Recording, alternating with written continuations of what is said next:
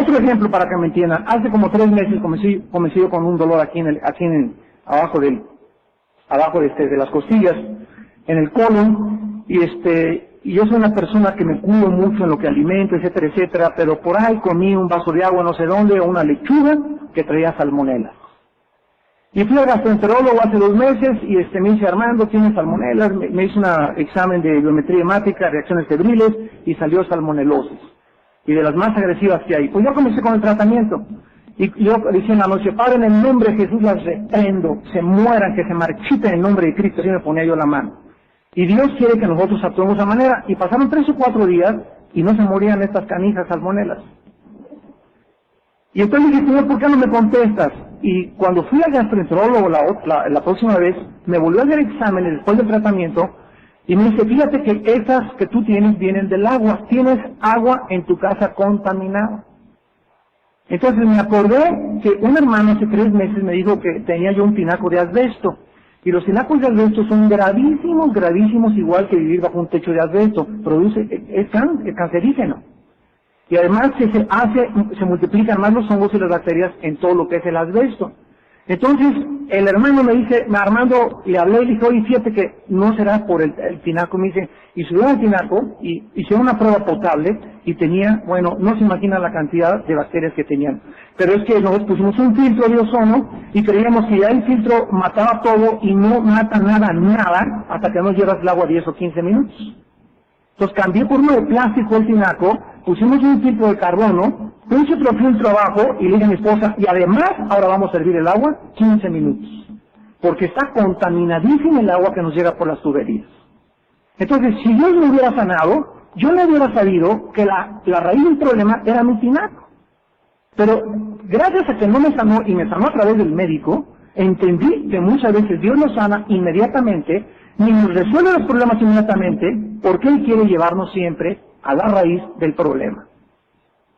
¿Se dan cuenta cómo cuando pasa el tiempo entendemos por qué Dios hizo lo que hizo? Entonces, si no vamos a la raíz de nuestros problemas, jamás podremos caminar con Dios. Entonces Dios nos dice, Señor, quítame este retortijón, Señor, sáname de mi corazón, Padre. Pues mira la panza que tienes primero.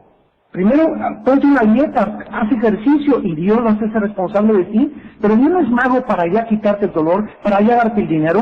Ay, mándame un novio, no me quiero casar. Primero, discipúlate, primero sea una mujer de Dios, sea un hombre de Dios, para que la mujer que te traiga a Dios sea la persona que te esté esperando porque tú estás preparado para el matrimonio. Entonces, todo esto funciona con paciencia. Sin la paciencia, jamás, dice Hebreos 10:36, Hebreos 6:26, nunca heredaremos nada en la vida. Necesitamos entender cómo funcionan las leyes espirituales. En Deuteronomio 10, versículos 12 y 13, y estamos todavía ahondando en la raíz de la drogadicción y el alcoholismo, dice Dios, ahora pues Israel, ¿qué pide Jehová tu Dios de ti? Sino que temas, número 1, a Jehová tu Dios, 2, que andes en todos sus caminos, 3, que lo ames, 4, que lo sirvas con todo tu corazón, con toda tu alma, 5, que guardes sus mandamientos. Vean ustedes 5 cosas que Dios nos pide que nosotros hagamos. Ahora, si nosotros hacemos estas 5 cosas, ¿cuál es el resultado de hacer estas 5 cosas? Versículo 13. Para que tengas, en el hebreo es la palabra tov, T-O-V chica, y se tradujo prosperidad. Y la palabra prosperidad apunta a lo que significa alcanzar el propósito para lo cual fuimos creados. Alcanzar el propósito para lo cual fuimos creados. Y pone entre paréntesis la palabra hebrea T-O-V chica, tov.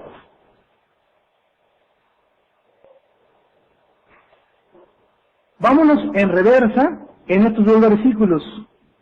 El quinto es guardar, el cuarto es servir, el tercero es amar, el segundo es andar y el primero es temer. Subrayen cada uno de estos verbos ahí en su Biblia. Yo no puedo guardar los mandamientos de Dios si antes no le sirvo. ¿Me van siguiendo? Yo no puedo servir a Dios si antes no lo amo. Yo no puedo amar a Dios si antes no ando con Él. Y yo no puedo andar con Él si no le temo. El principio de la sabiduría es el temor de Dios. Proverbios 1:7. ¿Se dan cuenta que se comienza con el temor y se termina con guardar sus mandamientos? Y todo lo demás es como un sándwich en medio. Entonces, antes de caminar con Dios, yo necesito en mi corazón temer a Dios. ¿Qué es temer a Dios? Tener la conciencia profunda de que Él me ve. Y que no voy a hacer ninguna cosa, ni voy a ver ninguna cosa, porque yo sé que Él me está viendo y me va a pagar conforme a lo que yo haga, a lo que yo piense, a como yo actúe. A Dios nadie le puede ver la cara. Dios no puede ser burlado. Si tengo una relación mala con mi esposa, y mi esposa no es mi reina, y no es la mujer que yo trato con delicadeza, etcétera, etcétera, 1 Pedro 3:7, mis oraciones Dios no las escucha. No me haga tonto. ¿Cómo le pido a Dios prospérame, que me vaya bien, un mejor trabajo, cuando mi esposa no es esa persona que debe ser tratada como Dios quiere que yo la trate? Señor, te pido que sea yo maestra de escuela dominical, o que sea yo la directora de la femenil, o que haga yo estas cosas, cuando eres una mujer rebelde, rebeca y con sujeta contra el esposo. No sujeta, con sujeta. No puedo burlarme de Dios. ¿A qué nos estamos resumiendo? A que Dios busque en nosotros el carácter. A Dios le interesa más lo que somos que lo que hacemos. Entonces, antes de querer hacer para Dios, tienes que ser. Por ejemplo, aquí comenzamos hoy el seminario a las 10 de la mañana. Yo felicito a los que llegaron a las 10. Unos llegaron a las 10:05, 10:15 y van a seguir ahorita desfilando. ¿Qué significa esto? Que son personas sin carácter. O sea, no te has decidido. Cuando llegas al cine, no hay nadie que llegue 10 minutos tarde a la película, porque ya no le entiendes nada, ¿verdad? Te vas desde antes, desde los cortos, o desde antes para que te dé tiempo de comprar palomitas. Y cuando son las cosas del Señor, ¿por qué llegas tarde? Porque no tienes todavía un carácter cristiano desarrollado. Igual que el domingo en el servicio. Ahora, si la palabra prosperidad significa alcanzar el propósito para lo cual fuimos creados, eso significa que mientras yo no teme a Dios, ande con Él, le ame, le sirva y guarde sus mandamientos, nunca tendré en mi vida satisfacción. Ni paz, ni dirección, ni sentido, ni propósito. Y entonces la gente a nuestro alrededor y muchos cristianos viven vacíos. Ve la cara de muchos cristianos frustrados. Hay cristianos que saben que Cristo murió, etcétera, etcétera, pero en sus vidas no hay gozo, no hay llenura, no hay satisfacción. Viven frustrados porque no han dado en el blanco todavía. ¿Y por qué no han dado en el blanco todavía? Por desobediencia. Nada más por desobediencia. No han querido someterse, no han querido obedecer a Dios, o sea, no creen que esto funcione. Porque si creyeras que funcionara esto, temerías a Dios y no harías las cosas que haces cuando estás solo. Yo siempre he dicho que a una persona la conoces cuando está sola. Cuando estás solo, ¿qué haces? ¿Qué piensas? ¿Qué lees? ¿Qué programas de televisión observas? Cuando estás solo, ¿qué es lo que haces con tu vida? Es en la soledad donde Dios es experto en analizarnos. Cuando estás solo en un hotel, cuando viajas, ¿qué haces cuando tú estás solo? Cuando vas en un camión tú solo. Siempre que estemos solos y que nadie nos conozca, ahí es donde somos lo que somos realmente. Continúa en Romanos 7. El apóstol Pablo, en el versículo 18, yo sé que en mí, en mi carne no mora el bien. En mi carne no mora el bien. ¿Dónde está localizado el mal en nuestra vida? ¿Perdón? En la carne. Vamos rápidamente a Romanos 8, versículo 3. Porque lo que era imposible para la ley, por cuanto era débil, ¿qué? Por la carne, Dios enviando a su Hijo en semejanza de carne y de pecado, y a causa del pecado, condenó el pecado, ¿en dónde? Jesús era espíritu, era alma y era cuerpo, igual que tú y que yo, el Hijo de Dios. Cuando Dios puso en la cruz el pecado sobre su Hijo, nunca te había preguntado en cuál de las tres partes o tres componentes de la persona de Cristo fue puesto el pecado. En la carne, en su cuerpo. Por eso dice que tenía que hacerse como nosotros de carne y de sangre, para librar a los que estaban sujetos, por el temor a la muerte, sujetos a servidumbre. Hebreos 2, 14 y 15. Entonces es en la carne. ¿Y qué es la carne esto? ¿Esto es la carne? Nunca te lo has preguntado. ¿Esto es la carne? Esto es lo que llamamos nosotros carne, ¿verdad? Pero en la Biblia esto es el soma, el cuerpo. Esto es el cuerpo, el cuerpo.